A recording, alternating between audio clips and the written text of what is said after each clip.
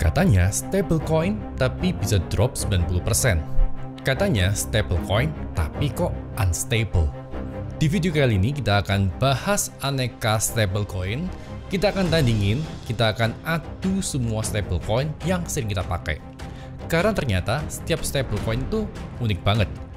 Meskipun kadang-kadang sama di-back-nya dengan dolar, tapi di belakang layar mereka cara kerjanya beda-beda. Semua stablecoin punya cara dan strateginya masing-masing untuk tetap jaga harganya sesuai dengan aset yang di-back. Tapi nggak sedikit juga stablecoin yang collapse, bahkan Ponzi mungkin. Video ini dipersembahkan oleh CoinEx. CoinEx membuat perdagangan kripto menjadi lebih mudah.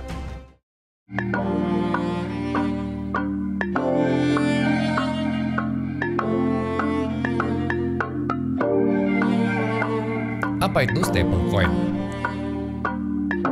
Stablecoin adalah token yang di-back dengan nilai aset atau currency lain. Misalnya bisa di-back dengan dolar, emas, euro, bahkan rupiah. Di-back maksudnya nilainya 1:1 dengan aset atau mata uang lain. 1:1 dengan dolar, 1:1 dengan emas, dan lain-lain. Buat apa sih stablecoin? Yang pertama, untuk memudahkan pairing trading. Fungsi stablecoin adalah untuk memudahkan proses trading atau jual beli aset kripto. Karena coba bayangin aja nih, kalau misal aset kriptonya dihitung berdasarkan Bitcoin. Pasti bingung nih, BNB harganya 0,00000 sekian Bitcoin. Makanya dibuat stablecoin untuk memudahkan transaksi, liquidity, dan lain-lain. Yang kedua, untuk cross-border payment. Dengan adanya stablecoin, kita bisa kirim uang lebih cepat, bahkan antar negara. Biasanya untuk transaksi antar negara itu perlu waktu 2 harian, plus biaya yang mahal. Bandingkan dengan PayPal yang ada fee 4,4% atau Western Union yang fee-nya mencapai $1 hingga $35 dan komisi 1%. Dengan stablecoin misalnya, USDT yang kita transfer via TRC20 atau BSC, biayanya bisa 0,8 atau $1, bahkan kadang gratis. Yang ketiga, untuk US dollar exposure. Dengan stablecoin, sekarang siapapun punya kesempatan mendapat exposure US dollar. Dulu kalau kita mau investasi US dollar, kita harus buat tabungan dolar. Yang pasti nggak semua orang punya exposure pada perbankan, apalagi sampai buat tabungan dolar yang mungkin belum tentu ada di kantor cabang bank di kotanya. Yang keempat, untuk global crowdfunding. Dengan stablecoin, kita juga bisa berpartisipasi dalam global crowdfunding. Misal mendanai proyek kripto atau proyek apapun di dunia real. Kurang lebih stablecoin dibagi menjadi dua, yaitu centralized stablecoin, di mana aset yang di-backup oleh reserve-nya stablecoin itu off-chain, dan decentralized stablecoin, asetnya di-backup on-chain oleh aset kripto. Nah, tapi saya lebih suka membedakan stablecoin berdasarkan reserve atau backup-nya, dan ada 4 jenis stablecoin. Yang pertama adalah fiat-backed stablecoin. Yang kedua, crypto-backed stablecoin. Yang ketiga, commodity-backed stablecoin. Yang keempat, algorithmic stablecoin. Kita bahas satu-satu ya. Fiat-backed stablecoin, sesuai namanya di-backup oleh aset fiat. Paling nggak kas secara fiat, misalnya obligasi pemerintah. Artinya reserve-nya off-chain dan di luar blockchain. Misalnya BUSD, USDC, USDT, PAX, dan lain-lain. Kemudian ada crypto-backed stablecoin, di-backup oleh aset kripto, misalnya DAI. Ada juga commodity-backed stablecoin, di-backup oleh komoditas seperti emas dan nilainya di-back dengan komoditas itu.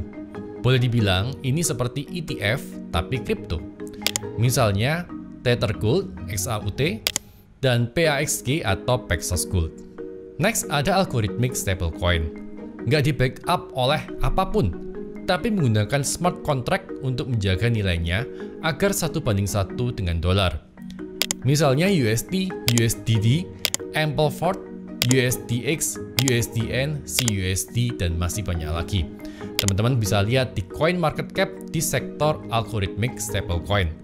Dan kita wajib waspada dengan stablecoin yang satu ini, karena boleh dibilang inilah Dalam tanda kutip, Ponzi-nya stablecoin, karena di backup oleh smart contract dan aset kripto yang cenderung volatile.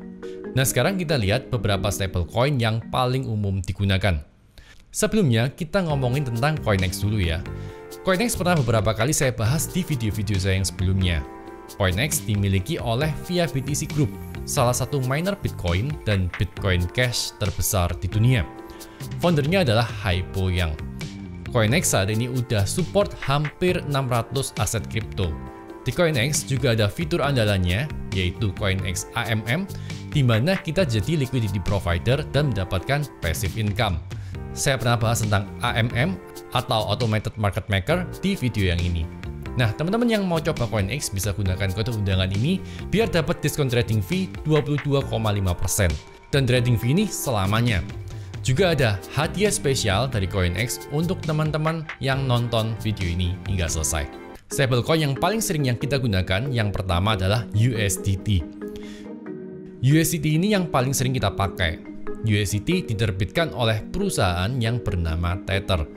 Saya pernah bahas tuntas tentang Tether di video yang ini. Teman-teman bisa cek videonya ya. Dan saat ini USDT adalah stablecoin yang paling banyak dikenal. USDT di-backup oleh berbagai aset. Detailnya teman-teman bisa cek di webnya di tether.io. Berdasarkan data yang ditampilkan, 83%-nya di-backup oleh cash atau kas secara cash dan paper asset. 83%-nya ini, 52%-nya adalah surat obligasi dan 6,36% dari 83% adalah cash. Di luar 83%-nya ada investasi pada aset digital lain, pinjaman ke pihak lain, surat hutang perusahaan, dan logam mulia. USDT juga nggak lepas dari kontroversi dan sempat disemprit oleh regulator. Teman-teman yang ingin tahu lebih banyak tentang USDT, bisa nonton video saya yang ini. Berikutnya ada USDC. USDC adalah stablecoin yang paling banyak dipakai setelah USDT. USDC diterbitkan oleh Coinbase dan dimanage oleh sebuah konsorsium yaitu Centre. Centre didirikan oleh Circle dan exchange kripto seperti Coinbase dan perusahaan mining Bitcoin yaitu Bitmain. Di bulan Juli, Circle melaporkan 60% reserve-nya dalam bentuk cash atau kas setara cash. Laporan ini diterbitkan oleh akuntan independen Grant Thornton. Reserve USDC dikustodi oleh BNY Mellon. USDC banyak digunakan di network Solana dan Polygon. Utamanya USDC dipakai dan dianggap sebagai dolar fiat di FTX. USDC juga sudah support di networknya Ethereum, Algorand, Solana, Tron, Stellar, dan masih banyak lagi.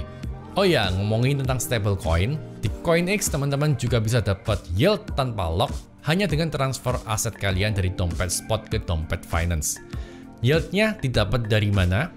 Yieldnya didapat dari bunga crypto loan dari orang-orang yang pinjam di Coinex. Jadi bunganya akan diberikan pada kita yang udah taruh aset kita di dompet finance. Jadi nggak ada fixed yield tertentu, tergantung dari jumlah user yang ambil loan. 7-day yield-nya teman-teman bisa lihat di bagian yang ini. Dan yield-nya akan dibagi setiap hari, teman-teman bisa cek di bagian history. Untuk fitur ini, di Coinex hanya support USDT, Bitcoin, Bitcoin Cash, Ethereum, Cardano, Algo, Atom, FX, BNB, dan masih banyak lagi. Caranya tinggal pilih menu transfer yang ini. Dan ini tanpa lock ya teman-teman. Nah, kita lanjut ke BUSD. Nah, banyak yang mengira BUSD ini diterbitkan oleh Binance. Padahal BUSD adalah stablecoin yang diterbitkan oleh Paxos, hasil partnership dengan Binance. Paxos dan BUSD di-approve dan diregulasi oleh New York State Department of Financial Services. Untuk mempertahankan nilai 1:1-nya dengan dolar, BUSD di-backup 100% dengan dolar dan surat utang Amerika. BUSD juga diaudit secara reguler oleh akuntan publik Withum. BUSD adalah stablecoin terbesar ketiga di dunia dan termasuk sebagai salah satu stablecoin yang terbaik. Kita juga mendapatkan rate yang lebih baik saat kita pakai BUSD di Binance dan bisa mendapatkan passive income melalui launch pool di Binance. Yang berikutnya ada DAI. Saya pernah bahas tentang DAI di video yang ini. DAI adalah gabungan antara algorithmic stablecoin dan crypto-backed stablecoin. DAI diterbitkan karena ada kolateral aset kripto di protokol maker. DAI diterbitkan karena ada user yang jaminkan aset kriptonya untuk ditukar dengan DAI. Saat peminjam mengembalikan pinjamannya, maka aset yang dikolateral akan dirilis ke user, dan DAI yang dibayar akan di-burn. Setiap DAI yang terbit ada aset senilai minimal 1,5 kali yang ada di vault protokol maker. Ketika harga aset turun, maka protokol maker akan secara otomatis melikuidasi aset user. Jadi harga DAI akan tetap terjaga 1:1 dengan dolar. Nah, CoinEx juga support perdagangan futures. Mulai dari $5 kita udah bisa trade futures di CoinEx dengan leverage hingga 100 kali. Tapi perlu saya ingatkan juga kalau trading di futures market adalah perdagangan yang beresiko tinggi. Jadi pastikan dengan dana yang benar-benar dingin ya teman-teman. Next, kita akan bahas USD. USD adalah stablecoin algoritmik terbesar di dunia sebelum akhirnya tumbang saat crash di bulan Mei 2022. Hingga saat video ini dibuat, USD masih merupakan sebagai stablecoin algoritmik terbesar. USD adalah stablecoin yang diterbitkan oleh Terra Luna. Beda dengan stablecoin yang udah kita bahas, USD di-backup oleh aset kripto. Di case ini yaitu Luna dan punya cadangan berupa Bitcoin. Luna Foundation Guard penerbit USD adalah hodler Bitcoin terbesar kedua setelah MicroStrategy. Sistem smart contract-nya membuat USD dan Luna saling berhubungan. Jadi saat USD di-burn, ada Luna yang diterbitkan. Saat USD diterbitkan, ada Luna yang di-burn. Jadi makin besar jumlah market cap USD, makin sedikit jumlah Luna yang beredar. Sehingga harga Luna pun bisa naik. Nah masalahnya, saat 10 Mei 2022, banyak yang jual USD-nya. Tepatnya ada whale yang jual USD dalam jumlah ratusan juta dolar. Poolnya hampir terkuras habis dan membuat USD lepas dari peg. Udah nggak 1:1 dengan dolar. Untuk kembaliin peg-nya, USD harus di-burn, artinya jumlah Luna makin banyak dan membuat harganya ikutan crash. Nah, untuk kembalikan peg-nya, akhirnya Luna Foundation Guard harus merelakan seluruh isi wallet Bitcoin-nya. Pertanyaannya sekarang, apakah algorithmic stablecoin ini adalah project gagal? Padahal ada banyak juga algoritmik stablecoin yang lain. Tentang Terra Luna dan USD, teman-teman bisa nonton di video yang ini. Dan pertanyaan besarnya, sekarang di mana Bitcoin Luna Foundation Guard? Next ada USDT. Nah, stablecoin algoritmik selain USD adalah USDT. Stablecoin yang baru aja diterbitkan oleh Tron. USDT termasuk dalam algoritmik stablecoin sama persis seperti Terra dan USD. Setiap $1 USDT yang diterbitkan, ada Tron senilai $1 yang juga di-burn. Pertanyaannya, apakah USDT akan jadi sama seperti USD dan Tron menjadi sama seperti Terra? Next ada USDP atau PEX Dollar. PEX Dollar adalah stablecoin yang dibuat oleh Paxos dan diawasi oleh New York State Department of Financial Services.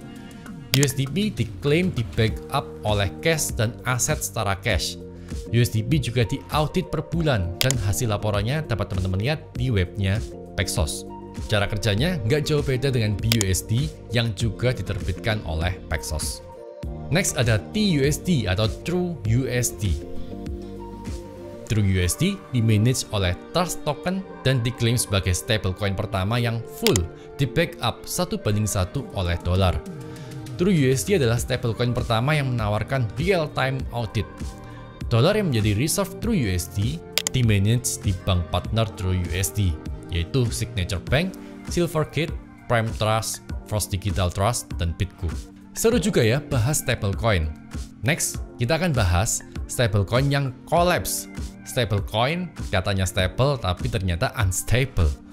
Ada total 5.000 CET yang dibagikan untuk 300 user pendaftar pertama dengan link yang ada di bawah. Untuk 100 pendaftar pertama akan mendapatkan saldo trial futures senilai $5. CoinEx adalah PFAK non-lokal, jadi teman-teman mungkin akan dikenai pajak ganda sesuai dengan PMK 68 yang berlaku sejak Mei kemarin.